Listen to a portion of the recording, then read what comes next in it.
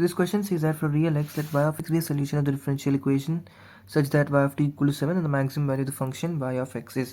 Alright, so देखो यहाँ पे मुझे क्या आइडिया लग रहा है ना कि सबसे पहले मैं क्या करता हूँ ना, यहाँ से d y by d x को फ्री कर देता हूँ ताकि मुझे आगे क्या मैनिपुलेट करना है या फिर कैसे चीज़ों को सिंप्लीफाई करना है उसका एक आइडिया लगे. ओके, सो चलिए मैं यहाँ से क्या करता हूँ, d y by d x को फ्री कर देता हूँ, जिसके लिए मैं दोनों तरफ को that is R H S और एल एच एस को एक्स स्क्वायर माइनस 5 से डिवाइड कर देता हूँ. ऑलराइट, सो देखिए यहाँ से मैं लिख सकता हूँ कि d y by d x minus 2x upon x square minus 5 times y is equals to minus 2x times x square minus 5 लिख सकता हूँ. ऑलराइट, अब देखिए यहाँ से, अब तो अरे ये तो सिंपल हो गया. ये क्या बन गया आपका, देखिए एक लीनियर डिफरेंशियल इक्वेशन बन गया. तो चलिए सबको पता है कैसे सॉल्व करते हैं. इसका इंटीग्रेटिंग फैक्टर लिख लेते हैं सबसे पहले. तो इसका इंटीग्रेटिंग फैक्टर क्या हो गया, देखिए E to the power of integral minus 2x upon x square minus 5 d x. Right, अब इसको सॉल्व करने के लिए मैं क्या करता हूँ, एक्स स्क्वायर माइनस 5 को कुछ जे मान लेता हूँ. ऑलराइट, अब यहाँ से मैं लिखता हूँ 2x dx equal to T J. तो चलिए अब क्विकली सब्स्टिट्यूशन कर देते हैं ऊपर जाके इंटीग्रेशन में हमारे, और हमें देखिए क्या मिलेगा, integral E to the power integral of minus D J by J. Right, ये हो गया आपका E to the power of minus L N J. Right, which is 1 by J. अच्छा, अब जे की वैल्यू क्या लिखी थी हमने, एक्स स्क्वायर माइनस 5. तो आ गया आपका इंटीग्रेटिंग फैक्टर क्या आ गया, देखिए 1 अपॉन एक्स स्क्वायर माइनस 5. ये क्या हो गया आपका इंटीग्रेटिंग फैक्टर.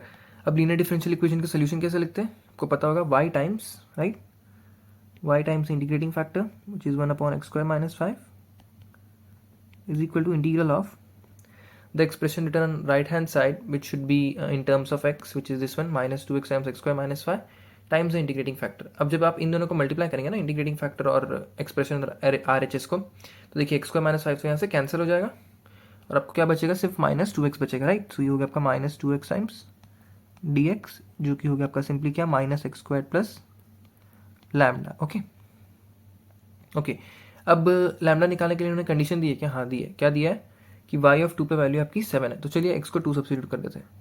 तो जब मैंने क्या किया, x को 2 सब्स्टिट्यूट किया, that is at x is equal to 2. आपको पता है y की वैल्यू 7, तो यहाँ पे सब्स्टिट्यूट कर देखिए क्या आ गया, minus 7 equal to minus 4 plus lambda. So यहाँ से लैम्डा की वैल्यू आपकी कितनी आ गई, देखिए लैम्डा की वैल्यू आ गई आपकी माइनस 3. अभी आप क्या कर दीजिए, लैम्डा की वैल्यू आ गई तो आपका एक्सप्रेशन भी आपको मिल गया. तो यहाँ से लिख दीजिए आप अपना एक्सप्रेशन जो कि है y इज इक्वल टू, देखिए minus x square minus 3 times x square minus 5 is simply x square plus 3 times 5 minus x square. Right, okay, तो ये आपका एक्सप्रेशन आ गया y. अब हमें y की क्या पूछ रहा है, मैक्सिमम वैल्यू पूछ रहा है. ओके, देखिए मैं क्या करता हूँ ना, y को सबसे पहले खोल देता हूँ. तो अगर मैं y को खोलूँ, देखिए क्या आएगा, minus x to the power 4 और आपका क्या आ गया 2x स्क्वायर प्लस 15. तो यहाँ से अगर मैं माइनस को कॉमन लूँ तो x square minus 2x square minus 15. Right, okay, अब sorry x to the power 4 है ना, हाँ ये है x to the power of 4. अब क्या करें, देखिए मैं यहाँ से क्या करता हूँ ना, यहाँ पे मुझे एक्स टू द पावर 4 दिख रहा है, माइनस 2x स्क्वायर दिख रहा है, तो मैं कहीं से ऐसा ट्राई करता हूँ कि मैं होल स्क्वायर के टर्म्स में कुछ बना पाऊँ. तो देखिए माइनस कॉमन लिया मैंने और एक्स स्क्वायर माइनस 1 का होल स्क्वायर लिख दिया, क्योंकि मुझे एक्स टू द पावर 4 और माइनस 2x स्क्वायर दिख रहा था. अब देखिए एक्स टू द पावर 4 हो गया, माइनस 2x स्क्वायर हो गया और प्लस 1 हो गया. अब प्लस 1 हुआ तो इसको माइनस 15 बनाने के लिए माइनस 16 लिखना पड़ेगा. राइट, ओके, तो ये भी सही है. अब यहाँ से मैं क्या करता हूँ, इसको सिंप्लीफाई किया तो 16 माइनस एक्स माइनस 1 का होल स्क्वायर. ऑल राइट, अब देखिए आपको क्या पूछ रहा है, आपको इसका मैक्सिमा पूछा है. इसका मतलब अब ये जो होल स्क्वायर एक्सप्रेशन होगा, जितना कम होगा उतना ही तो y का वैल्यू बढ़ेगा, क्योंकि ये क्या है, माइनस में है और ये होल स्क्वायर हमेशा क्या होता है, पॉजिटिव होता है. अब होल स्क्वायर जितना छोटा होगा उतना ही y बड़ा होगा. अब होल स्क्वायर का मिनिमम वैल्यू क्या होता है, इसका मिनिमम क्या होता है आपका 0 होता है.